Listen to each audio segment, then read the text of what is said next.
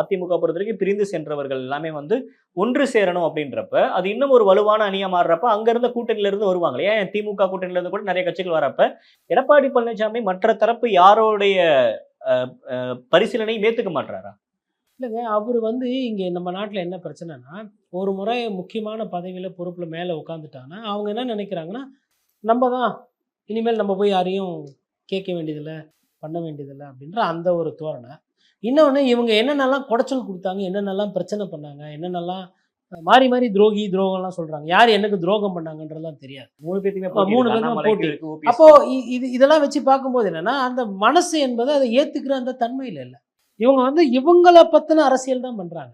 சரி, ஐயா ஓபிஎஸ் அவர்கள், நான் தியாகம் செய்ய தயாரா இருக்கிறேன். எனக்கு பதவியே வேணாம். நான் தொண்டனா வரேன். என்னை ஏத்துக்குவீங்களா? அப்படின்னு என்னைக்குன்னா கேட்கலாம்ல. இல்ல கடிதம் எழுதலாம்ல. நான் வெறும் தொண்டனா வரேன். ஒத்தையில வரேன். அதிமுக தொண்டனா வரேன். பட் அங்க டிஸ்பியூட்டா இருக்கிறது எடப்பாடி பழனிசாமி தலைமைன்று தானே அவரோட அப்புறம் என்ன தியாகம் பண்றத பத்தி பேச்சு? யார் நீங்கலாம் தியாகம் பண்ணீங்க? யாரும் தியாகம்லாம் பண்ணல. ஊழல் பண்ணிட்டு இருந்தீங்க. அதுக்கப்புறம் ஒரு அரசியல் பண்ணிட்டு இருந்தீங்க. அதானே நிதர்சனமான உண்மை. உங்க கட்சியில ஊழல்வாதிகள் இருக்கிறாங்களா இல்லையா? உங்க கட்சியில ஊழல்வாதிகளை உற்பத்தி பண்ணதும் இல்லாம, உங்க கட்சியில உற்பத்தி பண்ணி திமுகவுக்கு வேற அனுப்பிச்சிக்கிறீங்க. ஏதோ அங்க யாரோ ஊழல் குற்றச்சாட்டே இல்லாத மாரி. இதுதானே நம்ம திராவிட வரலாறு, பாரம்பரியம் இப்ப சமீப காலமா. இதுக்கு நடுவுல அண்ணாமலைய வேற வளர்த்து விட்டீங்க. உங்க போதாக்குறைக்கு. அவரு நான் தான் அடுத்த முதலமைச்சர். இப்ப பிஜேபி வளர்ந்துச்சுன்னு அவரு நீங்க பண்ண இந்த மலிவான அரசியல்னால பாஜக எதிர்க்கட்சி அந்தஸ்தை கோருது. யார் பண்ற வேலை இதெல்லாம்? ஐயா எடப்பாடி பழனிசாமி ஒன்றுபட்டால் உண்டு வாழ்வு. இது இப்ப நான் வந்து ஒரு அவங்களோட அரசியல் அறிவு கூட பார்க்கும்போது நான் ஒண்ணுமே இல்லாதவன். ஆனா இது நிதர்சனமான உண்மை. ஒன்றுபட்டால் உண்டு வாழ்வு என்பது. நீங்க தனித்தனியா நின்று கொஞ்சம் கொஞ்சமா ஓட்டு வாங்கி எதுக்குமே இல்லாம போறதுக்கு ரெட்டலைன்ற ஒரு பெரிய கொடைக்கு கீழே எல்லாருமே நின்னீங்கன்னா கண்டிப்பா அதிமுக என்பது பலமா இருக்கும். ஆனா அது புரிய வேண்டியவங்களுக்கு புரியல. அப்ப அது உட்கார்ந்து பேசி விட்டு கொடுக்குற அந்த தன்மையும் இல்லை. நான் என்ன கேட்குறேன்னா, இப்போ ஓபிஎஸ் அவர் இப்போ எடப்பாடி பழனிசாமி அவர்களுக்கு ஈகோ இருக்கு. அவர் விட்டு கொடுக்க மாட்டாரு. அதை நம்ம பதிவு பண்ணிட்டோம். ரைட்டா? ஓபிஎஸ் அவர்கள் தலைமை வேணாம் அப்படின்னா எப்படிங்க? இவரை பார்த்தா எப்படி தெரியுது? இவ்வளோ நாள் கஷ்டப்பட்டு 1க்கு 2 கூட்டம் 3 கூட்டம் நடத்தி கோர்ட்டு கேஸ் எல்லாம் அலைஞ்சி தேர்தல் ஆணையத்துக்கு போய் இடைத்தேர்தலில் செலவு பண்ணி எல்லாம் பண்ணி உங்களை கட்சி விட்டு நீக்கி வைப்பாராம். நீங்கள் வந்துட்டு அவர் சரியில்லை இவர் சரியில்லைன்னு சொல்லிட்டு நீங்கள் அறிக்கை விட்டு அவங்கள சேர்த்துக்கணுமா? சரி, நீங்கள் போய் இப்போ நின்னீங்கல்ல பொது தேர்தல் என்ன ஓட்டு வாங்குனீங்க? யாரோட போய் சேர்ந்தீங்க? பிஜேபி கூட சேர்ந்தா மக்கள் ஏத்துக்கணுமா உங்கள?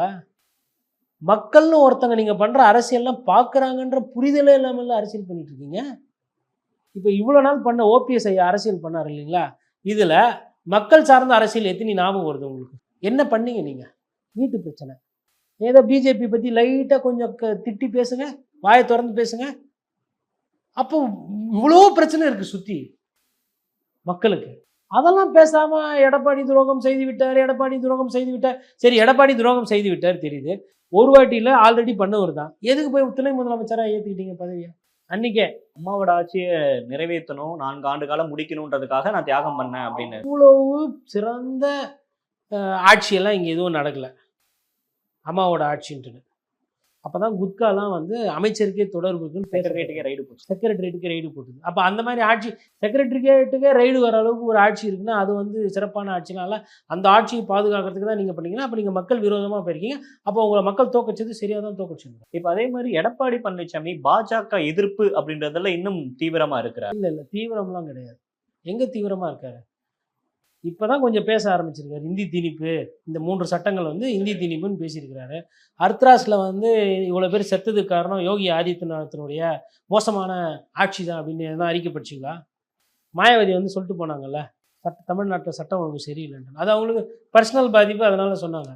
இங்கே ஒரு 100 பேருக்கு மேலே பிரச்சனை இல்லை, அங்கே இறந்துருக்காங்க, நிறைய பேர் கை காலெலாம் பிரச்சனையாக இருக்குது சொல்லலாம்ல. திமுக விமர்சனம் பண்ணுறாருல, ஏன் பிஜேபிக்கு ஒண்டி மயிலிறகுக்கு தடை கொடுக்குறீங்க? ஏன்? மக்களுக்கு ஆட்சியில் யார் இருந்தாலும் ஆட்சியில் இருக்கிறவங்க மக்களை பாதிச்சாங்கன்னா அதை எதிர்த்து குரல் கொடுக்குறவங்கள தான் மக்கள் விரும்புவாங்க. அந்த தைரியத்தை தான் பாராட்டுவாங்க. அந்த தைரியம் வந்து நிறைய நேரத்தில் வெளிப்பட மாட்டாங்க.